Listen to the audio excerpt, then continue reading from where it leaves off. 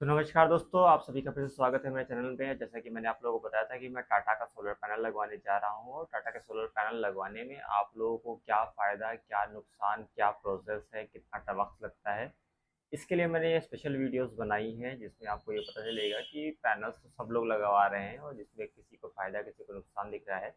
मुझे टाटा के solar panel समझ में आया तो मैं टाटा के सोलर पैनल लगवा रहा हूँ। मैं किसी को रिकमेंड नहीं कर रहा हूँ कि आप टाटा का सोलर पैनल लगवाएं, लेकिन क्या दिक्कतें आती हैं, क्या प्रोसेस है, कितना वक्त लगता है, इसको इस लेकर यूट्यूब पे कोई वीडियो नहीं थी, तो मैंने सोचा लाइए मैं अपनी लगातार जर्नी का वीडियो बना लूँ। इससे मुझे भी दो फायदे रहेंगे कि मेरे पास एक बैकअप अवेलेबल हो जाएगा और आप लोगों को अच्छी इन्फॉर्मेशन मिल जाएगी सोलर पैनल को लेके। तो आज हम बात करते हैं कि हमारा काम कहाँ तक पहुँचा। तो जैसा कि आप लोगों को पता है कि पिछले महीने की 21 तारीख से मैंने इसको स्टार्ट किया था, अपने पैनल को लगवाने की प्रक्रिया, जिसमें सबसे पहला काम था मुझे अपने फादर के नाम पे जो बिजली का बिल था उसे अपनी मदर के नाम पे ट्रांसफ़र करवाना था, और उसको ट्रांसफ़र होने में लगभग 10 से 15 दिन का वक्त लगा।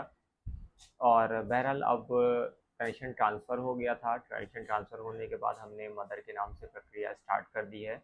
और स्टार्ट होने के बाद पहले तो मैं सोचा था कि मैं कैश पे ही लगवा लेता हूँ, लेकिन कैश पे लगवाने के दौरान मुझे ये चीज़ समझ में नहीं आती कि क्या दिक्कतें ऐसी हैं जो आप लोगों को फेस करनी पड़ेंगी। और हो सकता है कैश देने से मुझे भी नुकसान था, क्योंकि एकदम से इतना पैसा देने से बेहतर है कि हम उसको किस्तों में अदा करें। तो बहरहाल अब हम बात करते हैं कि अब मेरा काम कहाँ तक पहुँचा है और आप लोगों को इन सब प्रोसेस को कंप्लीट करने में क्या क्या करना पड़ेगा।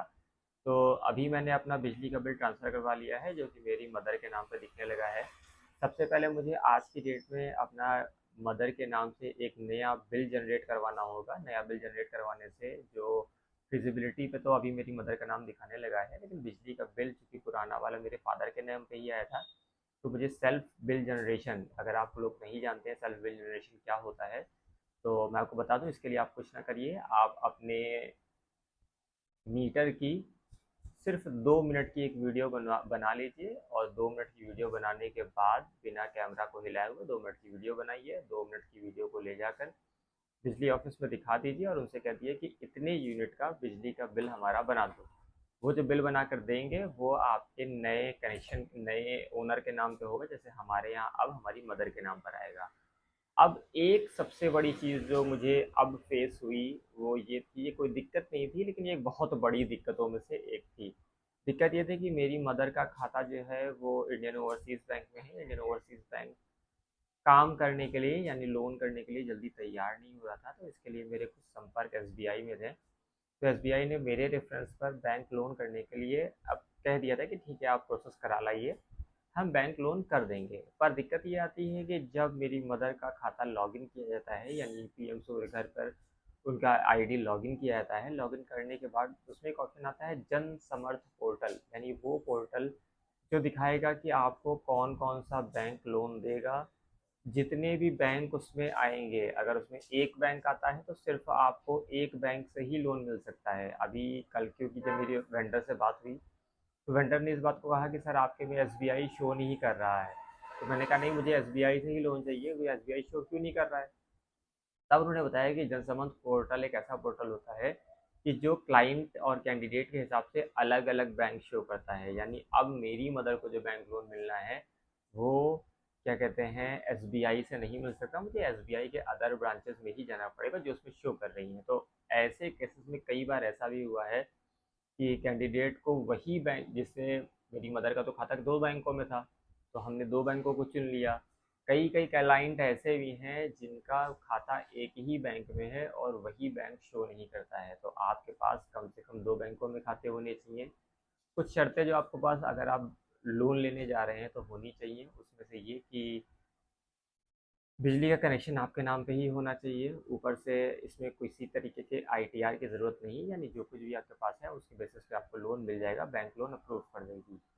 तीसरा ये है कि आपकी एज 70 साल से ज़्यादा नहीं होनी चाहिए। अगर आपकी एज 70 साल से ऊपर है तो इसके लिए आपको को बोरोवर, यानी एक और लोन एप्लीकेंट की ज़रूरत पड़ेगी, जो मेरी मदर के केस में पड़ी है और इसमें मेरा भाई लगा हुआ है। तो इस तरीके के केसेस अभी होने हैं।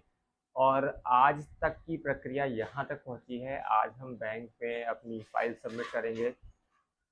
फ़ाइल सबमिट होने, अप्रूवल आने में कुछ वक्त लग सकता है। इस दौरान आपको जो भी अपडेट मिल होती रहेगी मैं देता रहूँगा। प्रक्रिया काफ़ी आसान है।